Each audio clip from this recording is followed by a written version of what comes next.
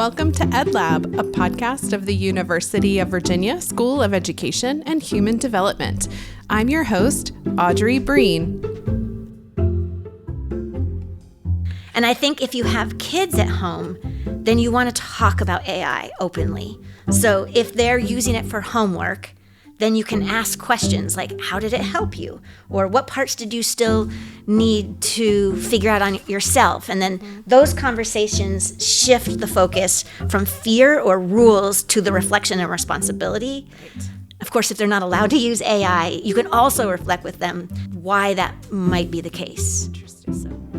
With artificial intelligence evolving at such a rapid pace, it can feel really intimidating to try and keep up. But whether you're a teacher, a parent, a student, or an employee in nearly any field, having an understanding of what AI is and how it is present in our lives is really important.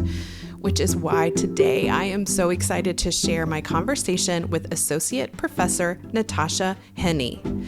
In addition to teaching future middle and high school English teachers in our Department of Curriculum, Instruction, and Special Education, Natasha serves as a University of Virginia AI guide. In that role, she works with faculty and students to explore the ethical and instructional implications of AI in education. Today, Natasha will help answer some basic questions about what it means to expand our understanding of artificial intelligence, offer some insight into some of the fears and misconceptions about AI, and she'll give us some practical ways we can begin developing our own AI literacy. Welcome, Natasha. I'm so glad you're here. Thank you for inviting me. I'm actually really excited about this discussion. Oh, good. Okay. First, let's talk a little bit just about your journey. So you are an associate professor here at the School of Education and Human Development. How did you get here?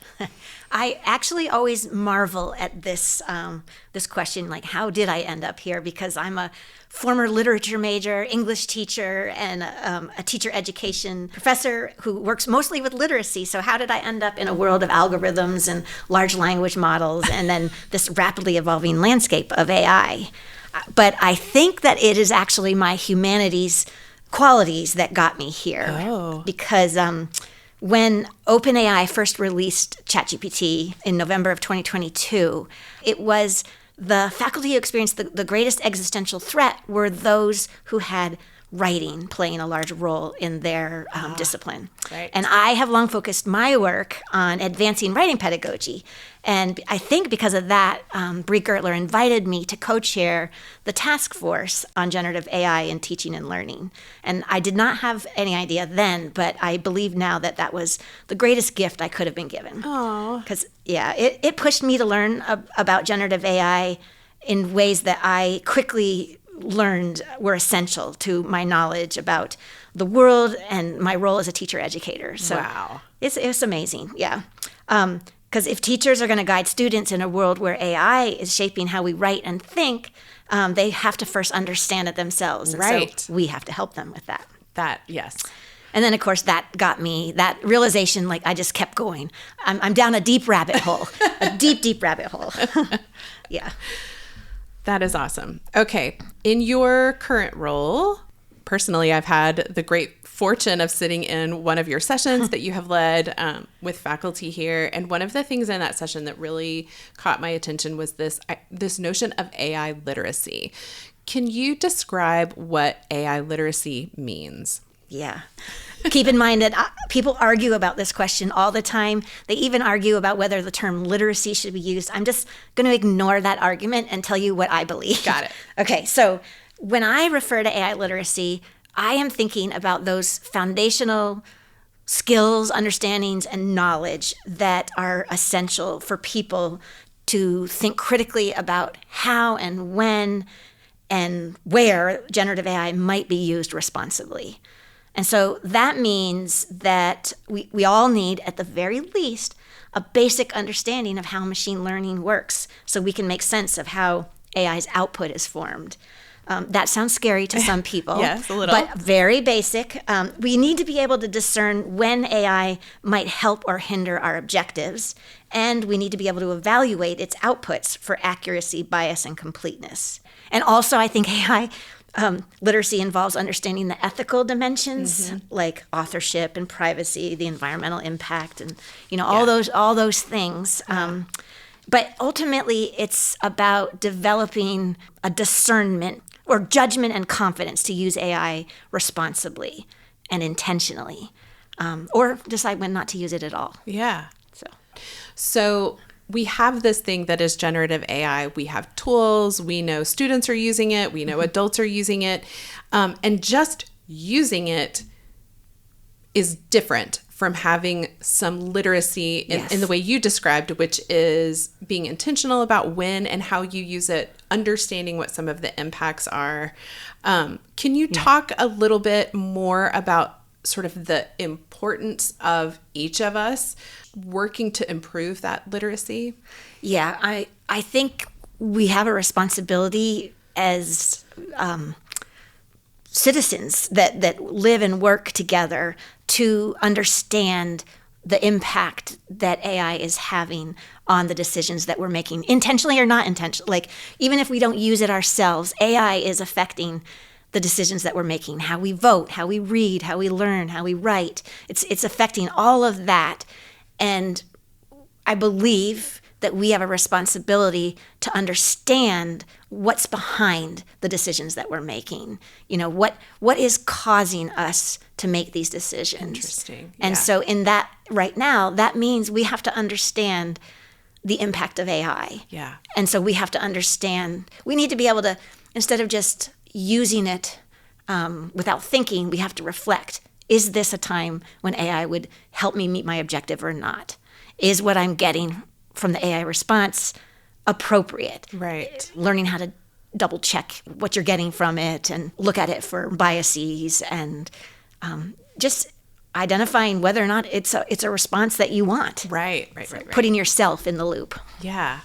I would love to take a minute and maybe talk through some scenarios. I mean, obviously in your work, you're thinking about how you're preparing future teachers. AI, I'm sure, is present and has implications in the way you're teaching and certainly the way they will engage in their classrooms. So let's start there. What are some of the ways that you're working with your students who will be future teachers to improve their own AI literacy, both as students now and then as future teachers? This has actually been challenging because for the past few years, my students have come to me scared of AI, resistant to using it. Even some have anger towards it. Yeah. Very few of my students are gung-ho, let's try this. They're at the very least, they're very thoughtful about, what is it doing? Because they are thinking very carefully about what is this going to do to their learning and what is it going to do for them in their job? And is it going to harm them? And many of them care about things like the environment. Yep. And they really do not want to harm the world. Yeah. The challenge is that a lot of that fear and anxiety and resistance comes from a lack of what I would call literacy, a lack of understanding of where that comes from. And so the first thing that I tried to do was try to take away, there wasn't a stigma yet, but there was sort of an unspoken, let's not talk about AI. It's, it's going to break the honor code, where things are going to go wrong, or this is cheating, that kind of thing. And so I tried to take that away by sharing what I was learning in all the work that I was doing with them. Oh. So they were like, I was telling them about what I was learning, and I was teaching them about how AI works. And that was the first thing that I tried to do, was just to get them talking about it. And then I got them, and I did this very intentionally, experimenting with it in small ways on the assignments. I went to every single assignment that I had in my classes, and I said, where could AI be used? Where would it harm? My objectives, like I don't want to get in the way of their learning, but where might it help? And then I would build in opportunities for them to use AI. And I actually required some of those. I don't want to call them opportunities when it was actually requirements. It was an assignment. Sometimes they were opportunities. And I wanted them to use it and reflect on what they got and reflect on their process. And in the beginning, early on, a lot of what they got was, gobbledygook. They didn't really like the responses. They weren't that great. As AI has improved over time, they're getting more and more stronger responses. And so they're starting to see that it really is helpful. And I was focusing mostly on how do we use AI to help them with the thing that pre-service teachers are challenged by the most, and that's differentiating instruction and providing culturally responsive instruction. Yeah. And they're always really, really struggling. They have large numbers of students, and how do they teach for all their students? Right. And so I was working with them to see how could AI help them. And so I would build that into every assignment. And then there were assignments, though, that I would talk to them about why I did not want them to use AI. Oh, interesting. So I did not want them, when they reflect on their use of AI, I did not want them to use AI. I talked to them about how reflections, writing reflections is the process of writing, is the process of thinking, and I wanted them to think very closely and be reflective. Yeah. And so I helped them see that, and then I also didn't want them, the AI reading their texts for them. AI can do that very well. You can upload a chapter or an article or something, and it can read you and give you summaries. But as an English teacher, I really believe in the value of the individual having a transaction with a text and reading it and making sense out of it themselves. Yeah. And so I just talked to them about that. And so just talking about it, and then I talk to them when I use AI to, if I get them to ask questions about something, I will gather all their questions and put it in AI and have them organize the questions into categories. And then we'll create a conversation around that. And I show them how I used AI. I said, look, if I didn't have AI, this would have taken me forever. And so I show them these sort of time-saving things that I do. And so you're using it and showing, like disclosing these steps of why you chose it, what the outcome was. Because I want them to see, and I've shown them also times when when it was not helpful, when I tried to create an assignment or an activity for them and it was a total flop. So I try to have these conversations with them. That is so interesting. It does take time, but I think right now it's a really important time. Yeah. Have you seen a shift in their anxiety around the tool? Yes. Yep. I have. I definitely have. And of course, I don't know, though, if, the last couple of years, they have more time that they're using it. So I don't know if this year's students but this year's students were extremely resistant to AI, and they're starting to recognize where it has value and where it doesn't have value. That is so interesting.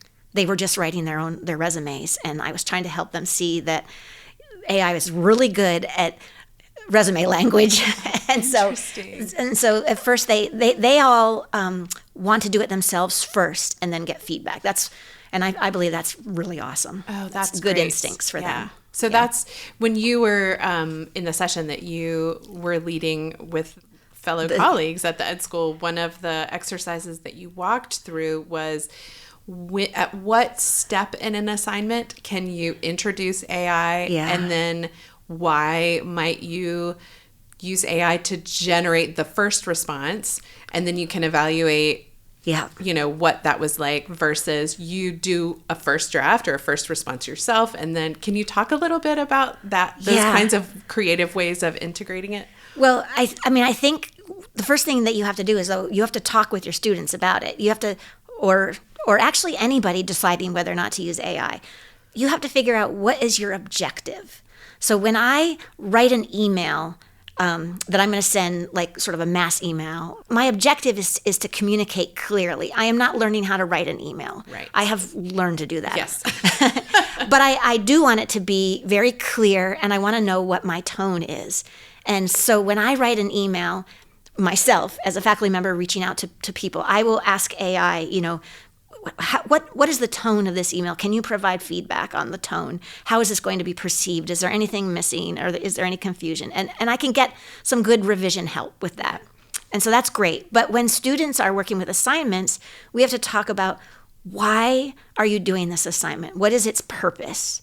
And then if we talk about what the purpose is, and if the purpose is to learn how to do something, we don't want the AI to do it for them. Right. But then we can we can break it down, and we can say, are there places where the AI might help you or where it might not? And so I do that myself when I make the assignments, but I also want to talk to the students about, I want to talk to them about that because I want them to always be thinking, why am I doing this? Right. Is AI going to help or hinder? It seems like such a huge responsibility to be learning that as a faculty member with your own students, and then also knowing you're preparing them for classrooms where AI will be present. How do you think about the second part of that? Yeah. So what I just came just now from Monticello. They have there's a student there, an incredible kid. He's a senior, and he started an AI club because he's really interested in this. And he had a group of seniors, and they invited me to come talk. Oh, wow. And we were talking together about, how is AI being used and it's not being used very much. It is starting to be less policed and more like you can use it for this, but not this. It's very hesitant in the K-12 space. Right. And I believe that the K-12 space, probably 6 to 12, is where we actually want to see that AI literacy being built initially.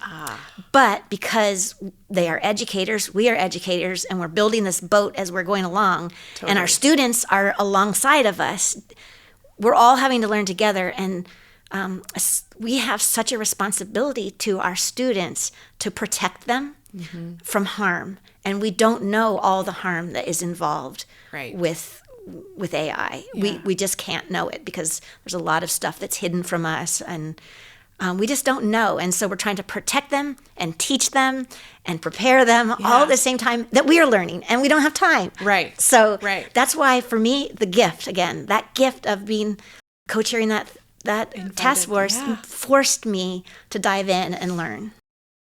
Can you talk a little bit about some practical ways that those of us just in everyday life can begin developing AI literacy? What does that look like? I think that probably the most important thing to remember is that you don't, even though I said I want you all to have an understanding of machine learning, you don't have to have a technical background. I mean, look at me. I've never programmed a thing in my life. I don't know anything about it.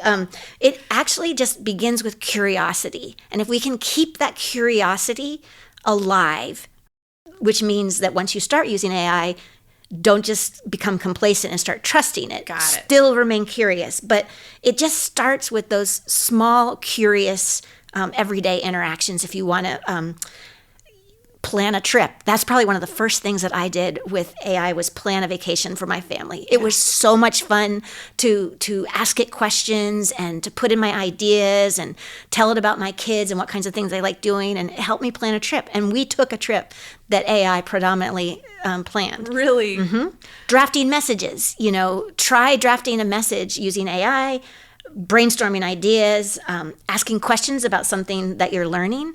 I had to I don't want to say this because it's embarrassing, but I put diesel fuel into a gasoline engine. Oh, no. Or maybe it was the other way around. I can't remember. No, it was diesel into a gasoline engine. And we did not have the manual for the machine. Oh, right. And so I was sitting there with my iPad and ChatGPT, and my husband was on the ground, and I was like, no, do that, do this.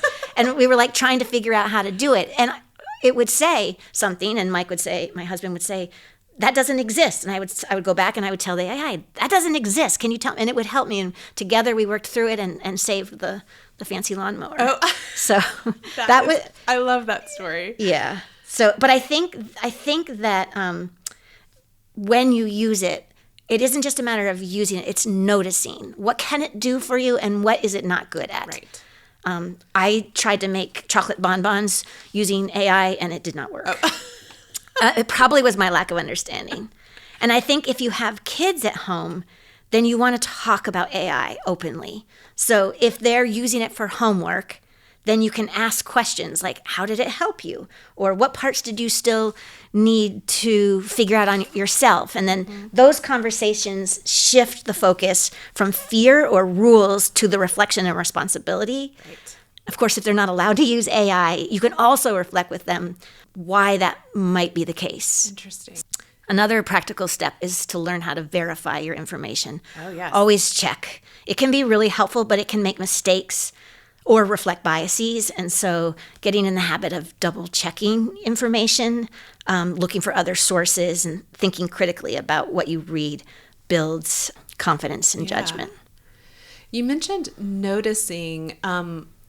I remember you telling me that in a different conversation of just pointing out where AI is already present in our homes, and just the practical exercise of what you said, noticing, of paying attention to where it is and talking about it.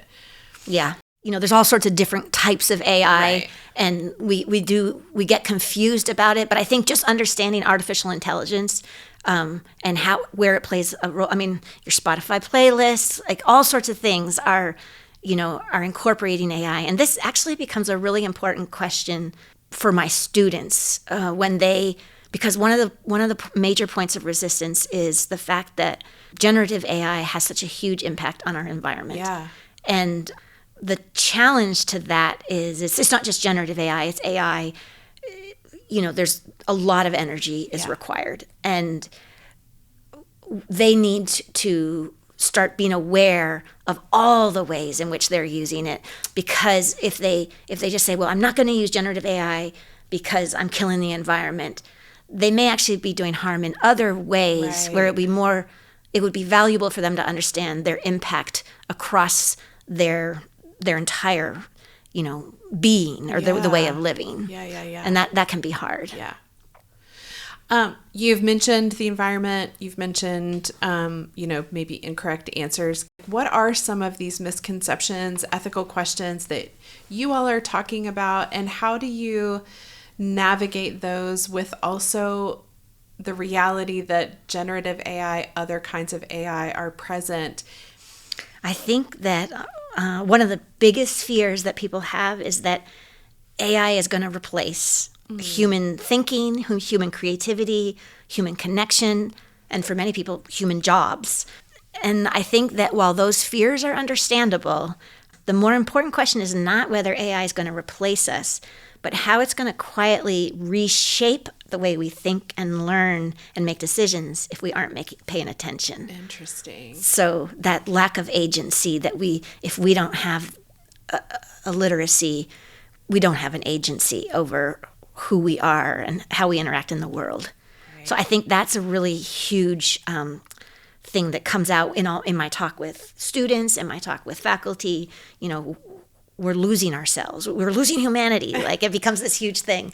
But I think other ethical questions or other questions are the ethics is huge. Authorship and ownership. What does it even mean to create something with AI? We talk about this a lot with students. How do you cite what you've done? What is citable? What's our work? What did we do? What's our role in this? And then accuracy and bias, whose voices and perspectives are represented in the information that it produces, whose are missing. And then questions about privacy.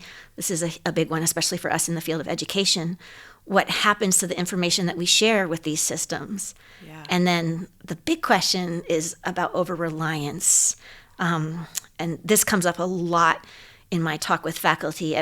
So at what point does convenience start to replace the kind of thinking and struggle that helps us grow? Yeah. And so many ethical questions that we have to be talking about. Yeah. But I think what we need is not to panic, and we need to give ourselves space to think about these questions with one another, all right? And that means in schools, we need to be talking about these things. AI literacy is not about having all the answers. It's about developing the habit of pausing and questioning and making intentional choices. And if we can do that, then we're more likely to shape how the tools are used rather than reacting to them and letting them make our decisions about who to vote for or how to think. Yeah. I have asked this on every podcast episode at the end, which is if we were having this conversation 10 years from now, what would you hope to know then that we don't know now? Which seems like a bonkers question. No way. Can we ask about 10 questions? 10 years is too far. So maybe 5 or 2? I don't know. Maybe it's 4 is a beautiful number because it's like the 4 years of college. There you go. Like, that's a beautiful number, right? Okay. I would really love in 4 years for AI literacy to become a part of middle and high school classrooms, not as a separate unit, but woven in, and how that students learn to write and research and solve problems. By that point, by 4 years, I hope that we've moved past the fear and the novelty, not the. I don't want us to be complacent, because there are definite dangers, but how we help young people understand how the systems work. And then in higher education, I would like us to, faculty across all disciplines, to engage students in conversations about how AI is changing their fields, if it is, which for many of us, it is changing. And so I want us to be engaging in those kinds of discussions. My hope is that those conversations will become a normal part of learning, and that students will graduate not just knowing how to use the tools, but understanding their implications and limitations and ethical dimensions.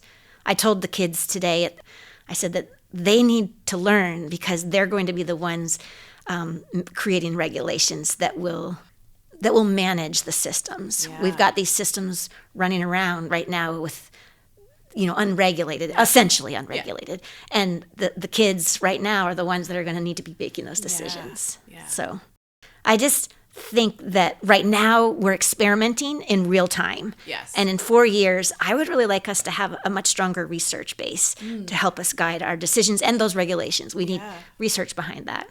We want to design learning environments that can keep human curiosity, voice, and connection at the center. Yes. And I don't think that AI is excluded from that. Right. But we want to keep that. Yeah. Oh my gosh. Well, I feel really confident that we could have a conversation in 4 years. Sometimes I'm not sure about the 10-year, but I'm pretty sure we can check in 4. Thank you so much, Natasha. I just think this idea of curiosity, of pausing, of intention, and it feels like so many other topic areas, especially, raising teenagers or in college, where that just ignoring it is not helpful. Right. But because we're all literally learning this at the same time, it can feel so overwhelming and intimidating of knowing where to start. So your questions and some of these options you've given us today and ideas are so helpful. So thank you. Thanks for coming back. Thank you for inviting me. EdLab is a production of the University of Virginia School of Education and Human Development and WTJU 91.1 FM.